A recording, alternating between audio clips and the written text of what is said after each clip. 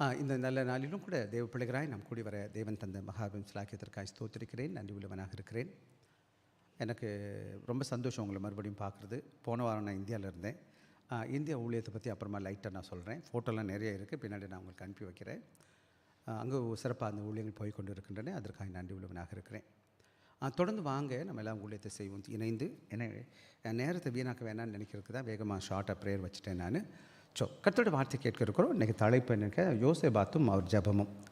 ஜோசஃபாத் and is ப்ரேயர்னு போட்டிருக்கோம். 2 நாளாகவே 20வது அதிகாரத்தில் நம்ம கேட்க இருக்கிறோம். இன்றைக்கி நமக்கு தேவ வார்த்தையை பகிர்ந்து கொள்வதற்கு போதகர் ஜெபமணி அவர்கள் இருக்க, பால் சாமுவேல் ஜெபமணி, அவர் மூலமாக கர்த்தருடைய வார்த்தையை கேட்க இருக்கிறோம். எனவே நீங்கள் ஜெபத்தோடு கூட கர்த்தருடைய வார்த்தையை கேட்கலாம். Over to pastor Samuel Jebamani.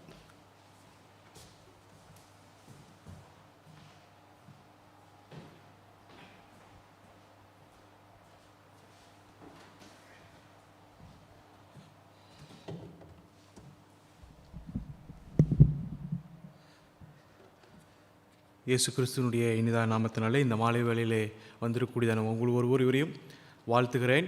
தேவன் தாமே நம்ம அனைவரோடும் கூட இருப்பாராக. இந்த நல்ல வேளையிலே தேவனுடைய வார்த்தையை பகிர்ந்தளிக்கும்படியாய் வாய்ப்பளித்ததான அன்பு சபை போதகருக்கும் அன்பு சபையினுடைய மெம்பர் அங்கத்தினர்களுக்கும் என்னுடைய நன்றியை உரித்தாக்குகிறேன். அன்பர்களே, நாம் வேதாகமத்திலே காணப்படக்கூடியதான ஜபங்களை குறித்து நாம் தியானித்து வருகிறோம். எந்த யாருடைய ஜபங்கள்லாம் தியானித்திருக்கிறோம் அப்படின்னு சொல்லி யாருக்கா ஞாபகம் இருக்குதா? மறந்துட்டீங்களா? இதுவரைக்கும் நாம் 2 ஜபங்களை நாம் தியானித்திருக்கிறோம். போன மாதத்திலே நாம் யாருடைய ஜபத்தை தியானித்தோம்? யாருக்கு ஞாபகம் இருக்குதா? பவுலும் அவருடைய ஜபங்களும். அதற்கு முந்தின மாதம் யாருடைய ஜபத்தை தியானித்தோம்? அது ஒரு பழைய ஏற்பாட்டிலிருந்து வந்ததான ஒரு ஜபம். பழைய ஏற்பாட்டிலிருந்து ஒரு ஜபம், புதிய ஏற்பாட்டிலிருந்து ஒரு ஜபம் முடித்திருக்கிறோம். மறுபடியும் இப்போ பழைய ஏற்பாடு வந்திருக்கிறோம். கர்த்தர் சித்தமானால் மறுபடியும் நாம் புதிய ஏற்பாட்டுக்கு போவோம் அடுத்த மாதத்தில். அதற்கு முந்தின மாதத்தில் யாருடைய ஜபத்தை தியானித்தோம்? மறந்துருச்சா? நன்றி. இன்றைய நாளிலே நாம் 2 நாளாகமும் 20ஆம் அதிகாரம் அந்த முழுமையுமாக அந்த வாசிக்கும் பொழுது இந்த ஜபத்துக்குரிய மற்ற காரியங்களை உங்களால் அறிந்து கொள்ள முடியும். 2 நாளாகமும் 20ஆம் அதிகாரம் முதல் 3 வசனங்களை உங்களுக்காக வாசிக்கிறேன். சில வசனங்களை வாசிக்கிறேன். என்றால் நாம் வாசித்ததான வேத பகுதி ஜபத்தை குறித்து மாத்திரம் வாசித்தோம். 1வது வசனத்திலிருந்து உங்களுக்காக வாசிக்கிறேன். இதற்கு பின்பு மோவாப் புத்திரரும் அம்மோன் புத்திரரும் அவர்களோட அம்மோனியருக்கு அப்புறத்திலே மனுஷரோட கூட யோசபாத்துக்கு விரோதமாக யுத்தம் பண்ண வந்தார்கள். சிலர் வந்து யோசபாத்தை நோக்கி, உமக்கு விரோதமாய் ஏராளமான ஜனங்கள் கடலுக்கு அக்கறையில் இருக்கிற சீரியாவிலிருந்து வந்திருக்கிறார்கள். இதோ அவர்கள் எங்கேதியா ஆதோன் தாமாரில் இருக்கிறார்கள் என்று அறிவித்தார்கள். அப்பொழுது யோசபாத் பயந்து கர்த்தரை தேடுகிறதற்கு ஒருமனப்பட்டு யூதாவெங்கும் உபவாசத்தை கூர்வித்தான். அப்படியே யூதா ஜனங்கள் கர்த்தரிடத்தில் சகாயம் தேட கூடினார்கள். யூதாவில் உள்ள எல்லா பட்டணங்களிலும் இருந்து அவர்கள் கர்த்தரை தேட வந்தார்கள். அப்பொழுது யோசபாத் கர்த்தருடைய ஆலயத்திலே புது பிரகாரத்து முகப்பிலே யூதா ஜனங்களும் எருசலேமும் கூடின சபையிலே நின்று, எங்கள் பிதாக்களின் தேவனாகிய கர்த்தாவே, பரலோகத்தில் இருக்கிற நீரல்லவோ தேவன், தேவரீர் ஜாதிகளுடைய ராஜ்யங்களெல்லாம் ஆளுகிறவர், உம்முடைய கரத்திலே வல்லமையும் பராக்கிரமும் இருக்கிறது, ஒருவரும் உம்மோட எதிர்த்து நிற்க கூடாது என்று சொல்லி தன்னுடைய ஜபத்தை துவக்குகிறான். அன்பான தேவனுடைய பிள்ளைகளே, பழைய ஏற்பாட்டில் அநேக ஜபங்களை குறித்து வாசிக்கிறோம். புதிய ஏற்பாட்டிலே பார்க்கிலும் அநேக ஜபங்கள் பழைய ஏற்பாட்டிலே தான் இருக்கிறது. ஆனால் இந்த ஜபமானது பழைய ஏற்பாட்டில் உள்ள எல்லா ஜபங்களை பார்க்கிலும் ரொம்ப ரொம்ப விசேஷித்தமான ஒரு ஜபம். அந்த ஜபத்தை குறித்து தான் நாம் இந்த மாலை வேளையில் நாம் தியானிக்கவிருக்கிறோம். நாம் கண்களை மூடி ஜபம் செய்வோம். நல்ல பிதாவை நன்றியோடு துதிக்கிறோம், ஸ்தோத்திரிக்கிறோம். இந்த மாலை வேளையிலே நீர் எங்களை வழிநடத்தி எங்களை பாதுகாத்து உம்முடைய ஆலயத்தில் நீர் கூட்டி சேர்த்த மகா கிருபைகளுக்காக நன்றி செலுத்துகிறோம். நாங்கள் உம்மை வேண்டிக் கொள்கிறதெல்லாம் உம்மை எங்களுக்கு பிரசன்னமாக்கி அருளும். எங்களை உமக்காக பிரகாசித்தருளும்படியாக அர்ப்பணிக்கிறோம், வழிநடத்தி அருளும். இயேசு கிறிஸ்து மூலம் ஜெபிக்கிறோம் நல்ல பிதாவே, ஆமேன். அன்பான தேவனுடைய பிள்ளைகளே, ஜெபம் என்பது கிறிஸ்தவருடைய வாழ்க்கையிலே மிகவும் ஒரு முக்கியமான ஒரு அங்கமாய் காணப்படுகிறது. ஜெபம் இல்லாத ஒரு கிறிஸ்தவ வாழ்க்கையானது அது ஒரு கிறிஸ்தவ வாழ்க்கையே இல்லை.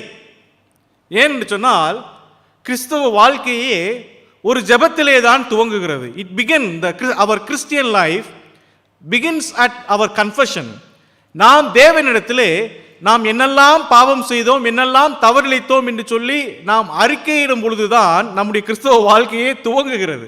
அப்படியானால் கிறிஸ்தவத்திலே ஜெபம் என்பது மிக முக்கியமான ஒரு அங்கமாய் காணப்படுகிறது. ஆனால் சில நேரங்களிலே கிறிஸ்தவர்களாகிய எல்லாருக்கும் ஜெபம் என்பது ஒரு கசப்பாய் மாறிவிடுகிறது. என்ன அது ஜெபம்? எப்போ யாருக்காவது கசப்பாய் மாறுமா? சில வேளைகளிலே எல்லா மனிதருக்கும் சில கடினமான சூழ்நிலைகளிலே நாம் ஊடுருவி செல்லும் பொழுது ஜெபம் என்பது நமக்கு லகுவாய் இருப்பதில்லை, சாதாரணமாக இருப்பதில்லை, ரொம்ப கஷ்டமாயிருது. எப்படி ஜெபம் பண்ணுறது? எவ்வளவோ சூழ்நிலை நம்ம தலைக்கு மேலே இருக்குது, எவ்வளோ பிரச்சனை நம்முடைய சூழ்ந்து இருக்கிறது, எப்படி ஜெபிப்பது? கடவுள் என்னை மறந்து விட்டார் என்று சொல்லி நாம் சில வேளைகளில் யோசிக்கிறோம்.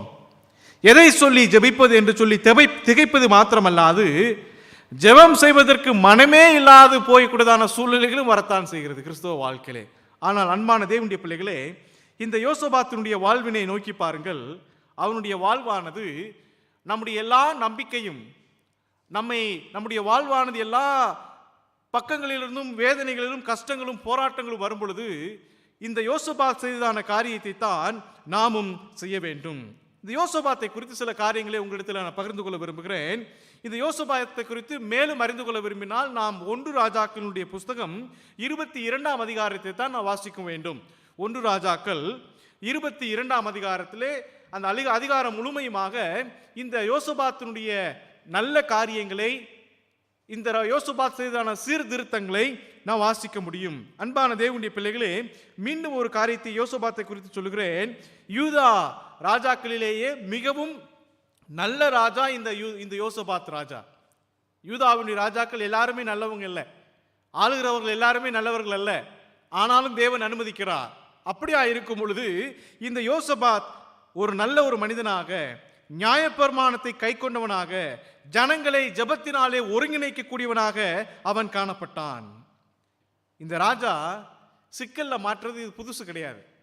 சிலர் சொல்லுவாங்கல்ல, போற பக்கம்லாம் நமக்கு போராட்டம் வருதுயா, எந்த பக்கம் காலை வைக்கிறதுன்னு தெரியலையே, ஃபுல்லா இந்த பக்கம் போனா அங்கேயும் பிரச்சனை, இந்த பக்கம் போனா அங்கேயும் பிரச்சனை. இவர் சிக்கல்ல மாற்றுறது புதுசு கிடையாது. ரொம்ப 3 முறை மிக மோசமான தவறுகளையும் இந்த ராஜா செய்கிறார். ஆனால் தேவன் இவரோடு கூட இருந்து இவரை காப்பாற்றக்கூடியதான தேவனாய் காணப்பட்டார். 2 நாளாகமும் 17ஆம் அதிகாரம் 9வது வசனத்தில் வாசிக்கும் பொழுது 2 நாளாகமும் 17ஆம் அதிகாரம் 9ஆம் வசனத்தில் இவர் செய்ததான சீர்திருத்தத்தை பாருங்கள். இவர்கள் யூதாவிலே உபதேசித்து கர்த்தருடைய வேத புஸ்தகத்தை வைத்துக்கொண்டு யூதாவின் பட்டணங்களிலெல்லாம் தெரிந்து ஜனங்களுக்கு போதித்தார்கள். He was not just a king, but he was also an evangelist. யூதா ராஜாக்களிலேயே இவர் செய்ததான செய்கையை எந்த ஒரு ராஜாவும் செய்யலை, இஸ்ரவேலையும் செய்யலை, யூதா யாருமே செய்யலைங்க.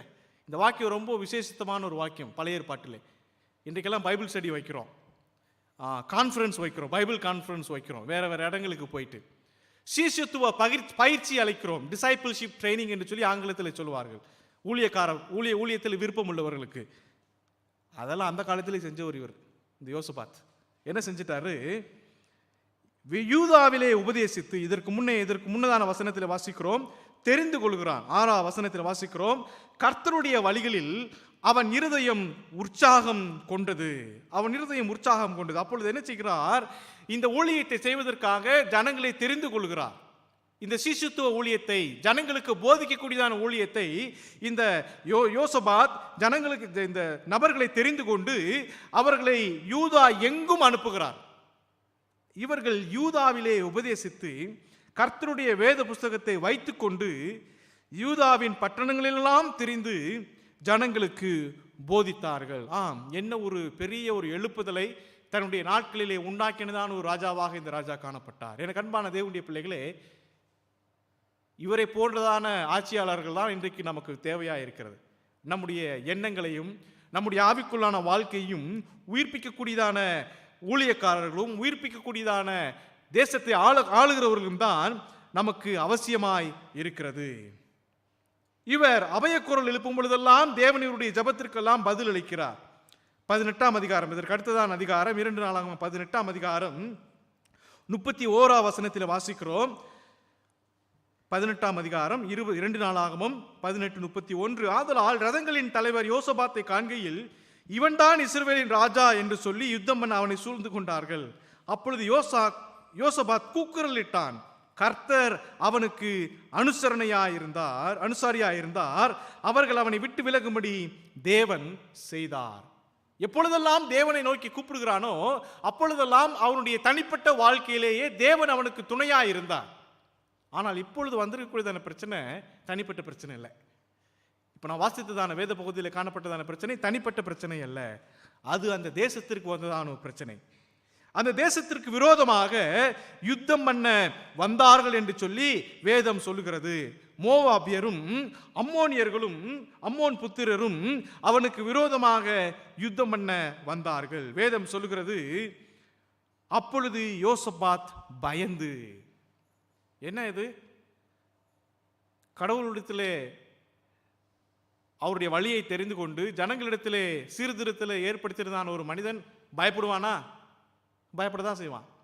நாம் பயப்பட மாட்டோமா? இவர் பயந்தார். யோசபாத் பயந்து என்று சொல்லி வேதம் சொல்லுகிறது. அன்பானவர்களே, பயம் என்பது எல்லா மனிதர்களுக்கும் பொதுவான ஒரு காரியமாக இருக்கிறது. இன்னும் சொல்ல போனால் இந்த யோசபாத் எப்படி பயந்தான் என்பதே எனக்கு ரொம்ப ஆச்சரியமா இருக்கிறது. சொல்லுகிறேன். இந்த யோசபாத்தினிடத்தில் இராணுவத்தில் எருசலேமிலே மாத்திரம் 3 லட்சம் பேர் இருந்தாங்க. 3 லட்சம் படை வீரர்கள் எருசலேமிலே மாத்திரம் இருக்கிறாங்க. தன்னுடைய இராணுவத்தில் 2 லட்சம் பேர் இருக்கிறாங்க. அந்த இவர்களெல்லாம் தவிர்த்து விட்டு திடீர்னு சொல்லிட்டு இவங்கெல்லாம் செத்து போயிட்டாங்கன்னா சண்டை போடுறதுக்கு ஆள் வேணும் இல்லையா? இவர்களெல்லாம் 5 லட்சம் பேரை தவிர்த்து விட்டு மீதம் 1,80,000 பேர் எப்போ சண்டை வந்தாலும் அவங்களால ஆர்மிக்கு போக முடியும். இவ்வளோ பேரை வச்சுக்கிட்டு என்ன பண்ணுறாரு இவர்? வேதம் சொல்கிறது பயந்து என்று சொல்லி சொல்கிறது. சில வேளைகளில் நாம் யோசிக்கிறோம், பிரச்சனைகள் வரும் பொழுது பேங்கில் ரொம்ப பெரிய அமௌண்ட் இருக்குது, பயப்பட வேண்டாம். இருக்கும் நமக்கு ஆல் சப்போர்ட் இருக்குது, பயப்பட வேண்டாம். எதுக்கு பயந்துக்கிட்டு? இதுக்கெல்லாமா ஜோம் பண்ணிகிட்டு இருப்பாங்க. சோகமீனை வந்துருச்சு, திடீர்னு ஒரு இழப்பு வந்துருச்சு, அதான் காசு வச்சுருக்குறோம்ல, அப்படி சமாளிச்சுக்கலாம்.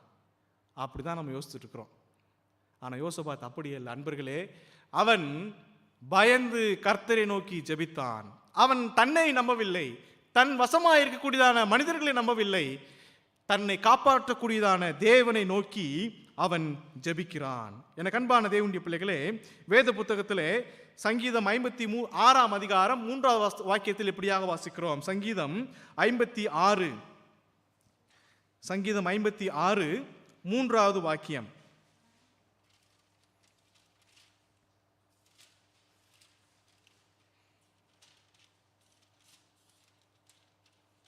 வாசிக்கிறேன். நான் பயப்படுகிற நாளில் உம்மை நம்புவேன். இன்னொரு வசனம் வாசிக்கிறோமா? ஏசாயா 12:2. ஏசாயா 12:2. இதோ தேவனே என் ரட்சிப்பு, நான் பயப்படாமல் நம்பிக்கையாயிருப்பேன். கர்த்தராகிய யெகோவா என் பலனும் என் கீதமுமானவர், அவரே எனக்கு ரட்சிப்புமானவர். இந்த 2 வாக்கியங்களும் ஒரே கருத்தை சொல்லியிருந்தாலும் வேற வேற வழிகளிலே சொல்லியிருக்கிறது. முதலாவது இங்கே சொல்லுகிறது, நான் பயப்படுகிற நாளில் உம்மை நம்புவேன் என்று சொல்லி சங்கீதக்காரன் தாவீது சொல்லுகிறான். ஆனால் ஏசாயா தீர்க்கதரிசி சொல்லுகிறார், நான் பயப்படவே மாட்டேங்க, அவன் மேல ரொம்ப நம்பிக்கையா இருப்பேங்கிறார். என்ன இந்த 2க்கும் என்ன வித்தியாசம்? இறையியலாளர், மிகவும் பிரசங்கி பெற்றதான விசுவாச வீரர் D.L. மூடி என்று சொல்லக்கூடியதான ஊழியக்காரர் இப்படியாக சொல்கிறார், 2மே தப்பு இல்லை. முதலாவது என்ன? ஏசாயா 12:2 எதை சொல்லுகிறது என்று சொன்னால், ஒரு ட்ரெயினில் ஃபர்ஸ்ட் கோச் மாதிரி, first class coach, AC class coach, நான் பயப்படாமல் கர்த்தரிடத்திலே நம்பிக்கையாக இருப்பேன். First class passenger, first class Christians. இரண்டாவது சங்கீதத்திலே வாசித்ததான் 56ஆம் அதிகாரம் 3வது வசனம் சொல்கிறது, நான் பயப்படுகிற நாளில் கர்த்தரை நம்புவேன். They were like the second class passengers என்று சொல்லி அவர்களை சொல்கிறார். எனக்கு அன்பான தேவனுடைய பிள்ளைகளே, நாம் பயப்படக்கூடியதான நாளிலே கர்த்தரை நம்புவோம். நாம் பயப்படாமல் இருப்பதற்காக கர்த்தரிடத்திலே நம்பிக்கையாய் இருப்போம் என்று சொல்லி வேதம் நமக்கு வழிகாட்டக்கூடியதாக இருக்கிறது. இந்த யோசபாத்தினுடைய ஜபத்தை நாம் தியானிக்கும் பொழுது 3 காரியங்களை மாத்திரம் உங்களிடத்தில் நான் சொல்லி நான் இந்த நாளிலே நிறைவு பெற விரும்புகிறேன். முதலாவதாக, இந்த மனிதனுடைய ஜபம் எப்படியான ஒரு ஜபமாக காணப்பட்டது? 2 நாளாகமம் 20ஆம் அதிகாரத்திலே நான் வாசித்ததான வேத பகுதியிலே 6வது வாக்கியத்தை வாசிக்கிறேன். மன்னிக்கவும், 3வது வாக்கியத்தை வாசிக்கிறேன். அப்பொழுது யோசபாத் பயந்து கர்த்தரை தேடுகிறதற்கு ஒருமனப்பட்டு யூதாவெங்கும் உபவாசத்தை கூர்வித்தான். அப்படியே யூதா ஜனங்கள் கர்த்தரிடத்தில் சகாயம் தேட கூடினார்கள். யூதாவில் உள்ள எல்லா பட்டணங்களிலிருந்தும் அவர்கள் தேவனை தேட வந்தார்கள். 6ஆம் வாக்கியத்தில் வாசிக்கிறோம், எங்கள் பிதாக்களின் தேவனாகிய கர்த்தாவே, பரலோகத்தில் இருக்கிற நீர் அல்லவா தேவன், தேவரீர் ஜாதிகளுடைய ராஜ்யங்களெல்லாம் ஆளுகிறவர், உம்முடைய கரத்திலே வல்லமையும் பராக்கிரமும் இருக்கிறது, ஒருவரும் உம்முடைய எதிர்த்து நிற்க கூடாது என்று சொல்லி அவன் ஜெபிக்கிறான். எனக்கு அன்பான தேவனுடைய பிள்ளைகளே, முதலாவதாக அவனுடைய ஜெபம் எப்படிப்பட்டதான ஒரு ஜெபமாய் காணப்பட்டது? தன்னை தாழ்த்தக்கூடியதான ஒரு ஜெபமாய் காணப்பட்டது. நான் முன்பு சொன்னேன் அல்லவா, அவனிடத்தில் எல்லா படை வீரர்களும் போதுமான அளவுக்கு படை வீரர்கள் இருக்கிறான். இன்னும் சொல்ல போனா, இந்த அம்மோன் புத்திரரும் யோபா புத்திரருக்கும் எவ்வளவு படை வீரர்கள் இருந்தார்கள் என்று சொல்லி நமக்கு தெரியவில்லை. ஆனால் இந்த மனிதனிடத்திலே 6,80,000 படை வீரர்கள் இருந்தாங்க. அவ்வளவு படை வீரர்கள் இருந்த போதும் அவன் ஜெபிக்க போகிறான். நான் உங்களிடத்தில் ஒரு கேள்வி எழுப்புகிறேன். நீங்கள் நலமாக இருக்கும் பொழுது எப்பொழுதாவது தேவனிடத்திலே உங்களை தாழ்த்தி இருக்கிறீர்களா? Have you ever humbled yourself before God when everything seems good? எல்லாம் நல்லா போய்கிட்டு இருக்குது, அப்பதான் பெருமை இருக்கும், அப்பதான் நம்ம ஜெபம் பண்ண மாட்டோம். இந்த யோசபாத்தை பாருங்க, அவன் நினைச்சா என்ன பண்ணிருக்கலாம்? ஒரு எக்காலத்தை ஊதி வித்து, வாங்கப்பா 6,80,000 பேர் வாங்கப்பா, இவங்க ஒரு வழி பண்ணிடலாம் இவங்க எல்லாரையும் சொல்லி நினைச்சிருக்கலாம். ஆனால் அவன் அதை செய்யவில்லை. அவன் யாரை கூட்டுகிறான்? படை வீரர்களை கூட்டவில்லை, ஜனங்களுடைய இருதயத்தை ஒருங்கிணைக்கிறான், ஜனங்களுடைய இருதயத்தை ஒருமனப்படுத்துகிறான். அவர்களுக்கு யூதாவெங்கும் உபவாசத்தை கூர்வித்தான் என்று சொல்லுகிறோம். எனக்கு அன்பான தேவனுடைய பிள்ளைகளே, எதிராளி பெரியவனோ சிறியவனோ தேவனுக்கு பின்னால் இருந்து நாம் எதிர்கொள்ளுவோம். எதிராளி பெரியவனோ சிறியவனோ தேவனுக்கு பின்னால் இருந்து எதிர்கொள்ளுவோம். அதைத்தான் இந்த யோசபாத் செய்கிறார்.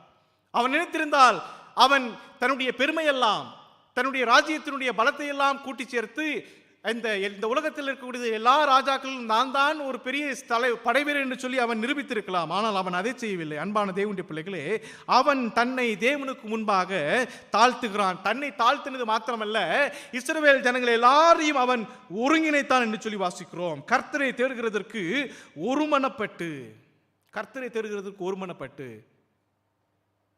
நமக்கு எல்லா பிரச்சனையும் வரும் பொழுது, போராட்டம் வரும் பொழுது, பல இடங்களிலிருந்து பிரச்சனை வருது. யோபுவெல்லாம் நினைத்து பாருங்க, பல இடங்களிலிருந்து அவருக்கு பிரச்சனை வருது. அந்த மாதிரி தான் இந்த யோசபாத்துக்கு வந்துச்சு. ஆனால் he was not running after the problem, he was uniting his heart.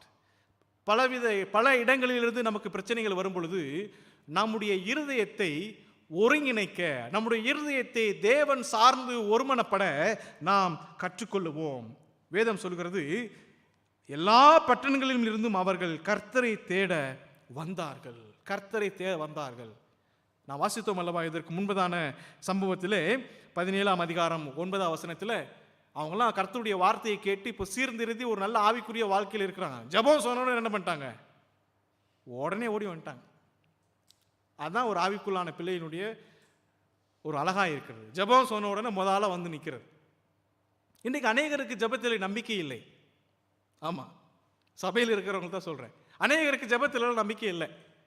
அநேகருக்கு எபூசியருடைய தத்துவமானது இன்றைக்கு மிகவும் பரபரப்பாக பரப்பப்பட்டு கொண்டு இருக்கிறது. புசிப்போம் குடிப்போம் நாளைக்கு சாவோம். ரொம்ப நல்லா இருக்குதுல்ல கேட்கறதுக்கு. இன்றைக்கு இருக்கக்கூடிய தலைமுறைகளுக்கெல்லாம் அதுதான் தத்துவம். புசிப்போம் குடிப்போம் நாளைக்கு சாவோம். இன்றைக்கு அவர்களுடைய தத்துவம் தான் போயிட்டு இருக்குது. அந்த தத்துவமானது நாம் எரேமியாவில் வாசிக்கிறோம் பிற்காலான காலங்களிலே. அன்பான தேவனுடைய பிள்ளைகளே, வாழ்க்கை என்பது அப்படியானது அல்ல, கர்த்தரை தேடுவது தான் வாழ்க்கை. இந்த மனிதன் பிரச்சனைகள் வரும்பொழுது, போராட்டங்கள் வரும்பொழுது வேதம் சொல்கிறது, அவன் தன்னுடைய இருதயத்தை அவன் தேவனை தேடுவதற்காக அவன் ஒருங்கிணைத்தான். தேவனை தேடுவதற்காக அவன் ஒருங்கிணைத்தான். அவன் வேதத்தில் வாசிக்கிறோம், அந்த 6ஆம் வாக்கியத்திலே,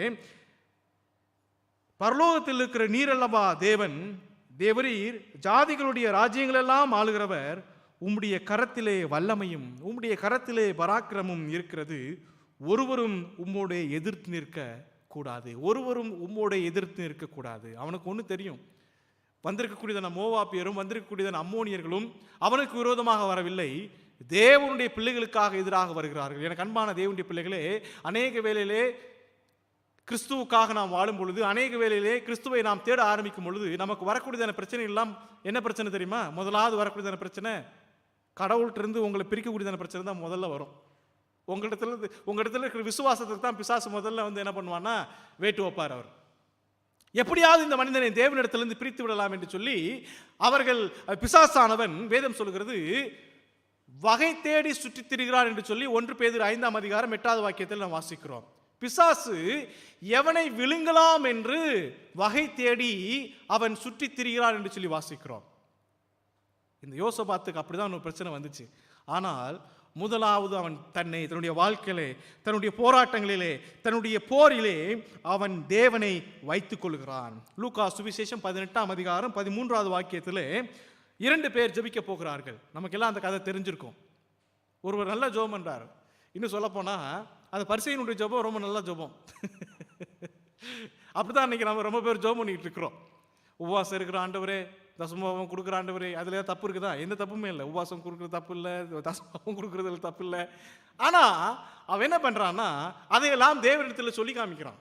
நான் பாரு, நான் எவ்வளவு பரிசுத்தவான் உமக்கு தெரியாதா? கடவுளுக்கு தெரியும், எல்லாமே தெரியும். அது யாருக்காக சொல்லி காமிக்கிறான்? பக்கத்தில் இருக்கிறார்ல அவருக்காக சொல்லி காமிக்கிறார். அவனுடைய ஜெபத்தை பாருங்கள், 13வது வாக்கியத்தில் வாசிக்கிறோம். அவனோ தன் கண்களையும் ஏறெடுக்க துணியாமல் அவன் தன்னுடைய மார்பிலே அடித்துக் கொண்டு, பாவியாகி என்மேல் இரக்கமாயிரும், கிருபையாயிரும் என்று சொல்லி ஜெபிக்கிறான். 3 ஊழியக்காரர்கள் ஜெபத்தை குறித்து அவர்கள் பேசிக் கொண்டிருந்தார்கள். 3 ஊழியக்காரர்கள், சும்மா சாதாரண கேஷுவல் டாக். அப்போது ஒரு ஊழியக்காரர் சொன்னார், எப்படி ஜெபம் பண்ணுறது? அப்போ முதல் ஊழியக்காரர் சொன்னார், முழங்கால் போட்டு ஜெபம் பண்ணுறதான் ஒரு நல்ல ஜெபம் அப்படி சொல்லி சொன்னார். 2வது ஊழியக்காரர் சொன்னார், முழங்கால் போட்டு ஜெபம் பண்ணுறது நல்ல ஜெபம் தான், இருந்தாலும் நம்ம வேதத்தில் சொல்லியிருக்கு இல்லையா, 2 கைகளையும் அப்படி தூக்கி கொண்டு ஜெபம் பண்ணுவோம், வானத்தை நோக்கி பரலோகத்தை நோக்கி நாம் நம்முடைய கரங்களை ஏறெடுத்து நாம் ஜெபிக்கணும்னு சொல்லி சொன்னார். 3வது ஊழியக்காரர் சொன்னார், நீங்கள் 2 பேரும் சொல்கிறது தப்பியா? முழங்கால் போட்டு ஜெபம் பண்ணுறதும் சரிதான் ஒரு வகையில், ஆனால் அது சரியான ஜெபமாக இருக்காது. கைகளை உயர்த்தி ஜெபிக்கக்கூடியதான ஜெபம் ஏற்றுக்கொள்ளக்கூடியதாக இருந்தாலும் அதுவும் சரியான ஜெபமாக இருக்காது. அப்படியானால் எது சரியான ஜெபம்? உன்னுடைய தலையை தொங்கவிட்டு உன்னுடைய தலையை தாழ்த்தி ஜெபி, அதுதான் நல்ல ஜெபம். இன்றைக்கு நாம் என்ன பண்ணுகிறோம்? முழங்கால் போட்டு படியிருக்கிறோம், ஆனால் இருதயமானது ரொம்ப நமக்கு தலைக்கு மேலே போய் நின்றுக்கிட்டு இருக்குது. நம்முடைய சிந்தனையானது தலைக்கு மேலே போய் நின்றுக்கிட்டு இருக்குது. கைகளை உயர்த்துகிறோம், ஆனால் கைகளுக்கு மேலாக நம்முடைய இருதயமானது என்ன பண்ணுகிறது? பெருமை பேசிக் கொண்டிருக்கிறது. நம்முடைய தலைகளை தாழ்த்துவோம், நாம் ஜெபிக்க கற்றுக்கொள்வோம். இந்த மனிதன் யோசபாத் தான் மாத்திரமல்ல, இந்த தேசத்திற்கு வந்திருக்கக்கூடியதான பிரச்சனைகளை சமாளிக்க எல்லாருடைய இருதயத்தையும் ஒருமனப்பட செய்தான், அவர்களை உபவாசம் இருக்க செய்தான், அவர்களை தேவனை தேட அவன் ஒரு காரணகர்த்தாவாய் அவன் காணப்பட்டான். 2வது காரியம், இந்த மனிதனுடைய ஜெபம் எவ்விதமான ஒரு ஜெபமாய் காணப்பட்டது? இவனுடைய ஜெபமானது ஒரு நோக்கமுள்ள, it was a focused prayer, ஒரு நோக்கமுள்ள ஒரு ஜெபமாய் காணப்பட்டது. காரணத்திற்காக ஜெபிக்கக்கூடியதான ஒரு காரியத்திற்காக ஜெபிக்கக்கூடியதான ஒரு ஜெபமாய் காணப்பட்டது. எனக்கு அன்பான தேவனுடைய பிள்ளைகளே, இவனுடைய ஜெபம் எப்படியாய் காணப்படுகிறது? வேதம் சொல்லுகிறது, இங்கே வாசிக்கிறோம், வாசித்ததான கடைசி பகுதியிலே 12ஆம் வசனம் கடைசி பகுதியிலே, ஆகையால் எங்கள் கண்கள் உம்மையே நோக்கி கொண்டிருக்கிறது என்றான். எங்கள் கண்கள் உம்மையே நோக்கி கொண்டிருக்கிறது. சில கிறிஸ்தவ வீடுகளிலே இது வசனம் தான், தவறு இல்லை. கிறிஸ்தவ வீடுகளிலே இந்த வாக்கியத்தை வைத்திருக்கிறார்கள், உங்கள் கண்கள் எங்கள் மேல் நோக்கமாக இருக்கிறது என்று சொல்லி, இல்லையா? ரொம்ப கிறிஸ்தவ வீட்டில் வச்சிருக்கிறாங்க. தேவனுடைய கண்கள் நீதிமான்கள் மேல் நோக்கமாக இருக்கிறது. ரொம்ப நல்ல வசனம். நம்ம கண்ணு அவர் மேலே இருக்குதா? அதான் பெரிய கேள்வி. நம்ம கண்ணு அவர் மேலே இருக்கணும். முதல்ல அவர் என்ன பண்ணுறாருன்னா, உலகத்தில் இருக்கிற நல்லோரையும் தீயோரையும் பார்க்கிறார் என்று சொல்லி வாசிக்கிறோம். உலகத்தில் எல்லாரையும் பார்க்கிறார். நம்மளை நம்ம வீட்டுக்குள்ள அந்த வசனம் வச்ச உடனே அவர் நம்மளை பார்த்துக்கிட்டே இருக்கிறாரு, நம்ம கவலை வேண்டாம். அவர் நம்மளை மாத்திரம் இல்லை, அந்த வசனம் வைக்காத வீட்டில் இருக்கிறவங்களையும் பார்த்துக்கிட்டு தான் இருக்கிறார். கிறிஸ்துவை ஏற்றுக்கொள்ளாதவர்களையும் பார்த்து கொண்டு தான் இருக்கிறார். ஆனால் நம்முடைய கண்களை எங்கே வச்சிருக்கிறோம்? அதுதான் ஒரு பெரிய கேள்வி. இங்கே யோசபாத் சொல்கிறான், ஆகையால் எங்கள் கண்கள் உம்மையே நோக்கி கொண்டிருக்கிறது என்றான். எனக்கு அன்பான தேவனுடைய பிள்ளைகளே, ஜெபத்திலே நாம் கற்றுக்கொள்ளக்கூடியதான இரண்டாவது காரியம் என்ன? நம்முடைய கண்களை தேவன் மேல் வைத்திருப்போம். பிரச்சனைகள் மேல் அல்ல, மனிதர்கள் மேல் அல்ல, நமக்கு ஆதாரமாக இருப்பவர்கள் மேல் அல்ல, தேவன் மேல் நம்முடைய கண்களை வைத்திருப்போம். சங்கீதம் 25:15 சங்கீதத்தில் இப்படியா வாசிக்கிறோம். சங்கீதம் 25:15, எங்கள் கண்கள் எப்பொழுதும் கர்த்தரை நோக்கி கொண்டிருக்கிறது, அவரே என் கால்களை வலைக்கு நீங்களாக்கி விடுவார். எங்கள் கண்கள் எப்பொழுதும் கர்த்தரையே நோக்கி கொண்டிருக்கிறது.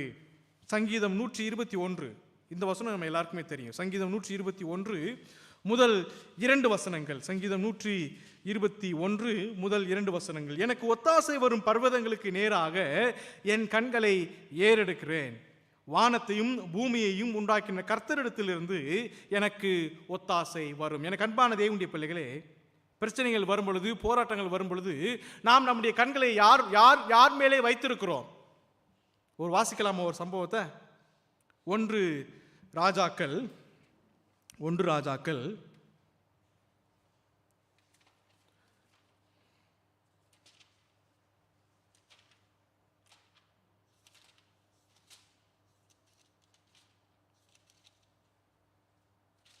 6ஆம் அதிகாரம். 2 ராஜாக்கள் 6ஆம் அதிகாரம் 17வது வசனம். 2 ராஜாக்கள் 6ஆம் அதிகாரம் 17வது வசனம். அப்பொழுது எலிசா விண்ணப்பம் பண்ணி, கர்த்தாவே, இவன் பார்க்கும்படி இவன் கண்களை திறந்தருளும் என்றான். உடனே கர்த்தர் அந்த வேலைக்காரன் கண்களை திறந்தார். இதோ, எலிசாவை சுற்றிலும் அக்கினிமயமான குதிரைகளாலும் ரதங்களாலும் அந்த மலை நிறைந்திருக்கிறதை அவன் கண்டான். இங்கே இருக்கக்கூடியதான கேயாசி என்று சொல்லக்கூடியதான நபர் எலிசா தீர்க்கதரிசியும் அவர்கள் குடியிருந்ததான அந்த தீர்க்கதரிசிகளுடைய அந்த கூடாரத்தை சுற்றிலும் அந்த சீரியா வந்துட்டான்னு சொல்லிட்டு என்ன பண்றாங்கன்னா, ரொம்ப பயந்து போய் இருக்கிறாங்க. ஐயோ, எல்லாரும் வந்துட்டாங்க ஏன் சொல்லிட்டு. இதற்கு முன்னதான வசனத்தில் வாசிக்கிறோம், 12வது வசனம். இஸ்ரவேல் ராஜா குறித்து வாசிக்கிறோம், 12வது வசனம். அப்பொழுது அந்த ஊழியக்காரரில் ஒருவன், அப்படி இல்லை, என் ஆண்டவனாகிய ராஜாவே, நீர் உம்முடைய பள்ளி அறையிலே பேசுகிற வார்த்தைகளையும் இஸ்ரவேலிலே தீர்க்கதரிசியாக இருக்கிற எலிசா இஸ்ரவேலின் ராஜாவுக்கு அறிவிப்பான் என்றான் சொல்லி வாசிக்கிறோம். 14 கடைசி பகுதியில் வாசிக்கிறோம், பட்டணத்தை வளைந்து கொண்டார்கள் என்று சொல்லி வாசிக்கிறோம். அப்பொழுது கேயாசி சொல்கிறான், என்ன பண்ண போறோம்? we are all surrounded. ஆண்டவனை என்ன செய்வோம் என்றான். அதற்கு எலிசா சொல்கிறான், பயப்படாதே, அவர்களோடு இருப்பவர்களை பார்க்கிலும் நம்மோடு இருப்பவர்கள் அதிகம் என்றான். அவர்களோடு இருப்பவர்களை பார்க்கிலும் நம்மோடு இருப்பவர்கள் அதிகம். அநேக வேளையிலே பிரச்சனைகள், போராட்டங்கள், தோல்விகள், வருத்தங்கள், இழப்புகள் நேரிடும் பொழுது ஆண்டவரிடத்தில் நாம் கேட்கக்கூடிய ஒரு காரியம், ஆண்டவரே என் கண்களை திறந்தருளும், ஆண்டவரே என்னுடைய கண்களை திறந்தருளும். அநேக வேளையிலே தேவன் நம்மோடு கூட இருப்பதை நாம் மறந்து விடுகிறோம். அநேக வேளையிலே தேவன் நம்மோடு கூட இருந்து நமக்கு பின்புலமாக யுத்தம் செய்வதை நாம் மறந்து விடுகிறோம். இந்த யோசபாத்தினுடைய வாழ்க்கையில பார்க்கிறோம், எங்கள் கண்கள் உங்கள் மேல் உம்மேல் நோக்கமாக இருக்கிறது. ஆம், அதை பார்க்க, தேவன் நம்மோடு இருப்பதை பார்க்க நாம் நம்முடைய கண்களை திறக்க வேண்டும். எபிரேயர் 12ஆம் அதிகாரம் 2ஆம் வாக்கியத்தில் இப்படியாக வாசிக்கிறோம். எபிரேயர் 12:2.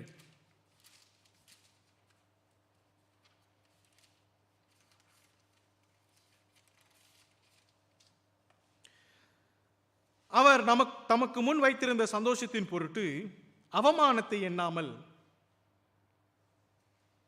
முதலாவது வாக்கியம், ஆகையால் மேகம் போன்ற இத்தனை திரளான சாட்சிகள் நம்மை சூழ்ந்து கொண்டிருக்க, பாரமான யாவற்றையும் நம்மை சுற்றி நெருங்கி இருக்கிற பாவத்தையும் தள்ளிவிட்டு விசுவாசத்தை துவக்குகிறவரும் முடிக்கிறவருமாயிருக்கிற இயேசுவை நோக்கி நமக்கு நியமித்திருக்கிற ஓட்டத்தில் பொறுமையாய் ஓடக்கடவோம். நமக்கு நியமித்திருக்கூடியதான ஓட்டத்தில் பொறுமையாய் ஓடக்கடவோம். ஆம், இயேசுவை நோக்கி ஓடக்கடவோம். யோசபாத்தினுடைய வாழ்க்கையிலே போராட்டங்களும் கஷ்டங்களும், எதிராளிகள் நிமித்தமாய் அவன் சூழப்பட்ட பொழுது அவன் இராணுவத்தை கூட்டவில்லை, ஜனங்களை தேவன் மேல் நோக்கமாயிருக்க அவன் கூட்டினான். நம்முடைய வாழ்க்கையிலே போராட்டங்களும் பிரச்சனைகளும் சமாதானம் இல்லாத சூழ்நிலைகளும் வரும்பொழுது நாம் யாரை கூட்டுகிறோம்? நாம் யாரை கூட்டுகிறோம்? நம்முடைய ஆதாரங்களே அல்ல, நம்முடைய கண்களை, நம்முடைய குடும்பத்தாருடைய கண்களை தேவன் வசமாய் நாம் கூட்டுவோம். எரேமியா 33 மூன்றாவது வாக்கியம். எரேமியா 33 மூன்றாவது வசனம். என்னை நோக்கி கூப்பிடு, அப்பொழுது நான் உனக்கு உத்தரவு கொடுத்து நீ அறியாததும் உனக்கு எட்டாததுமான பெரிய காரியங்களை உனக்கு அறிவிப்பேன். நீ அறியாததும் உனக்கு எட்டாததுமான பெரிய காரியங்களை உனக்கு அறிவிப்பேன். ஆம், அதை தெரிந்து கொள்வதற்கு, அதை அறிந்து கொள்வதற்கு நாம் நம்முடைய கண்களை தேவன் மேல் வைத்திருக்க வேண்டும். நாம் ஜெபிக்கிறோம், ஆனால் நம்முடைய எண்ணங்களிலெல்லாம் எதுவெல்லாம் ஓடிக்கொண்டிருக்கிறது? நம்முடைய கண்கள், மனக்கண்களும் நம் வசமாய் இல்லை, எங்கோ உலகத்தில் போய் இருக்குது. ஜெபம் பண்ணும்போது நம்முடைய கண்களை தேவன் மேல் வைத்திருப்போம். மூன்றாவதாக, இந்த மனிதனுடைய ஜெபம் எப்படிப்பட்டதான ஒரு ஜெபமாய் காணப்பட்டது? ஊக்கமுள்ள ஒரு ஜெபமாய் காணப்பட்டது. It was an earnest prayer. வாங்கடா பார்த்துடலாம் சொல்லிட்டு ஒரு கை பார்த்துடலாம், அந்த மாதிரி ஒரு ஜெபம் இந்த ஜெபம் பழைய ஏற்பாட்டில். ஊக்கமுள்ள ஒரு ஜெபமாய் காணப்பட்டது. தன்னுடைய இந்த தேசத்தினுடைய ஜனங்களை ஊக்குவிக்கக்கூடியதான ஒரு ஜெபமாய் காணப்பட்டது. வாசிக்கிறோம் அல்லவா அந்த பகுதியிலே,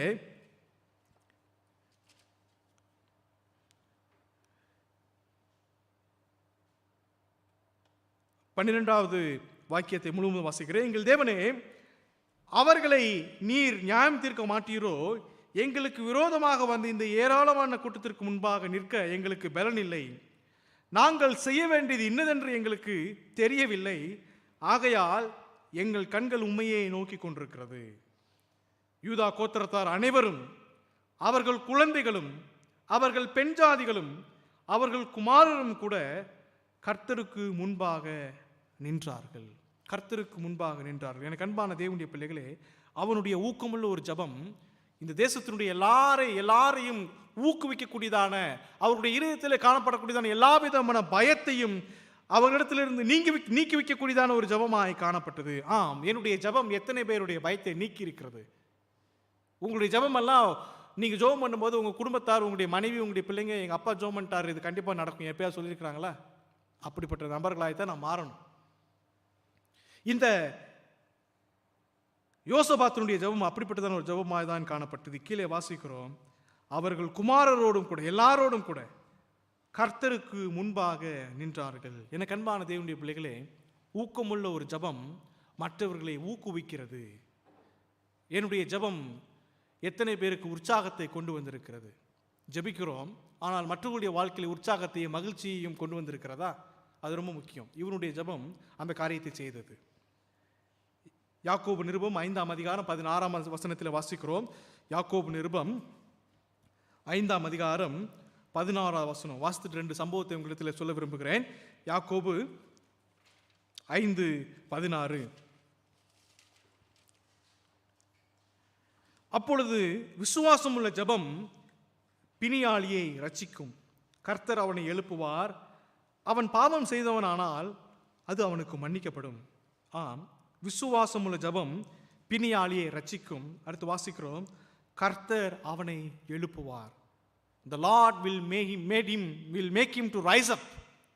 இந்த மனிதனுடைய ஜெபம் அவனை மாத்திரம் எழும்ப செய்யவில்லை, அந்த தேசத்தினுடைய ஜனங்களையே தேவனுக்கு முன்பாக எழும்பி தேவனுக்கு முன்பாக நிற்க அது ஊக்கமுள்ளதாக காணப்பட்டது. 2 சம்பவங்களை வாசிக்கிறோம். இந்த 2 சம்பவங்களும் ஜெபத்தை குறித்ததான ஒரு சம்பவங்கள். வேத புத்தகத்திலே புதிய ஏற்பாட்டிலே ஒன்றும் பழைய ஏற்பாட்டிலே ஒன்றும் நான் உங்களுக்கு சொல்ல விரும்புகிறேன். யோனாவின் புஸ்தகம் 3ஆம் அதிகாரம் 8வது வசனத்திலே ஒரு சம்பவத்தை வாசிக்கிறோம்.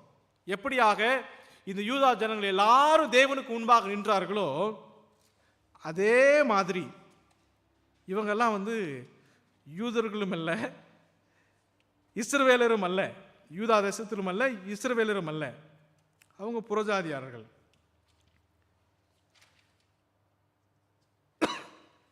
யோனா 3ஆம் அதிகாரம் 8வது வசனம் ஒருத்தர் வாசிக்கிறீங்களா? அப்போஸ்தலர் 12:5 ஒருத்தர் வாசிங்க. அப்போஸ்தலர் 12:5.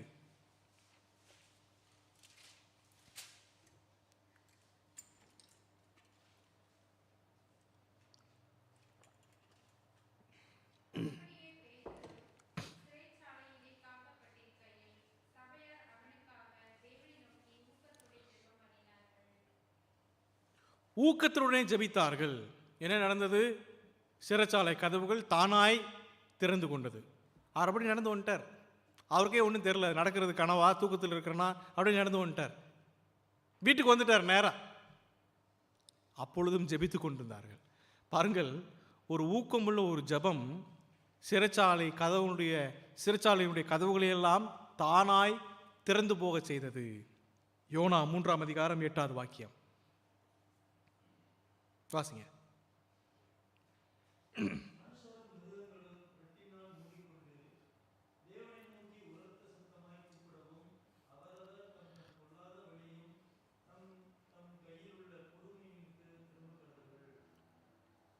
மனுஷங்க தான் உபவாசம் இருந்தாங்க.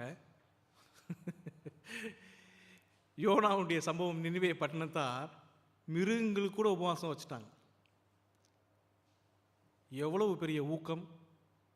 எனக்கு அன்பான தேவனுடைய பிள்ளைகளே, ஒரு மனிதனுடைய செய்தி அந்த தேசத்தில் காணப்படுகிற ஒரு பெரிய ஒரு மனமாற்றத்தை, ஒரு எழுப்புதலை உண்டு பண்ணி விட்டுவிட்டது. அந்த ராஜா கேள்விப்பட்ட உடனே என்ன பண்ணாரு? எல்லாரும் உபவாசம் இருப்போம், எல்லாரும் உபவாசம் இருப்போம். வேதம் சொல்லி வாசித்தோம் அல்லவா? 3ஆம் வசனத்தில் வாசித்தோம். உபவாசத்தை கூறுவித்தான் என்று சொல்லி வாசித்தோம் இல்லையா? 3ஆம் வசனத்தில் 2 நாளாகவும் 20ஆம் அதிகாரம் 3ஆம் வசனத்தில் வாசித்தோம். உபவாசத்தை கூறுவித்தான். ஆனால் 13ஆம் வசனத்தில் வாசிக்கிறோம், யூதா கோத்திரத்தார் அனைவரும், அவர்கள் குழந்தைகளும், அவர்கள் பெண் ஜாதிகளும், அவர்கள் குமாரரும் கூட கர்த்தருக்கு முன்பாக நின்றார்கள். அப்படியானால் தேசமே உபவாசித்து தேவனுக்கு முன்பாக நின்றார்கள். எனக்கு அன்பான தேவனுடைய பிள்ளைகளே, இன்றைக்கு நம்முடைய ஜெபம், நம்முடைய ஊக்கமுள்ள ஒரு ஜெபம் ஜனங்களிடத்தில் எழுப்புதலை உண்டு பண்ண அது ஏதுவா இருக்கிறதா என்று சொல்லி நாமே நிதானித்து பார்ப்போம். என்னுடைய ஜெபம் என்னுடைய குடும்பத்தாருக்கு ஏதாவது ஒரு ஊக்கத்தை கொண்டு வந்திருக்கிறதா? என்னுடைய ஜெபம் என்னுடைய குடும்பத்தாருக்கு ஆசீர்வாதமாக இருக்கிறதா? என்னுடைய ஜெபம் என்னுடைய குடும்பத்தாரிடத்தில் எவ்விதமான ஒரு எழுப்புதலை உண்டு பண்ணி இருக்கிறது. என்னுடைய தனிப்பட்ட வாழ்க்கையிலே நான் தேவனை மேலும் அறிந்து கொள்வதற்கு ஏதுவாக இருந்தது என்னுடைய தாயினுடைய ஜெபம். இன்றைக்கும் 4 மணிக்கெல்லாம் எழுந்து ஜெபிக்கக்கூடியவர்கள் என்னுடைய தாயார். நான் ஏதோ இங்கே சொல்லிட்டு இருக்கிறதுன்னா இல்லை, இன்னும் சொல்லுகிறேன். இந்த NLBBCயில் நடக்கிற தமிழ் சர்வீஸ் நடக்கிற எல்லாத்தையும் எங்கள் அப்பா பார்த்துக்கிட்டு இருக்காரு. எங்கள் அப்பா எங்கள் அம்மா பார்த்துக்கிட்டு இருக்கிறாங்க. there is one viewer back in Tamil Nadu. என்னை மாற்றினது, என்னை ஊழியத்திற்கு வருவதற்கு ஏதுவாக இருந்தது என்னுடைய தாயாருடைய ஜெபம்தான். என்னுடைய ஜெபம் என்னுடைய குடும்பத்தில் எவ்விதமான ஒரு மாற்றத்தை ஏற்படுத்தியிருக்கிறது, ஊக்கத்தை கொடுத்திருக்கிறது. இந்த யோசபாத்தினுடைய ஜெபம் தாழ்மையுள்ள ஒரு ஜெபம். இந்த யோசபாத்தினுடைய ஜெபம் கர்த்தர் மேல் நோக்கமாக இருந்ததான ஒரு ஜெபம். இந்த யோசுவாத்தினுடைய ஜெபம் ஊக்கமுள்ள ஒரு ஜெபமாய் காணப்பட்டது. கர்த்தர் தாமே திருவார்த்தைகள் மூலமாக நம் அனைவரையும் ஆசீர்வதித்து ஜெபத்திலே காலூன்றி நிற்கவும், ஜெபத்திலே நாம் அனைவருக்கும் ஆசீர்வாதமாக இருப்பதற்கும் நமக்கு கிருபை தருவாராக. ஆமேன்.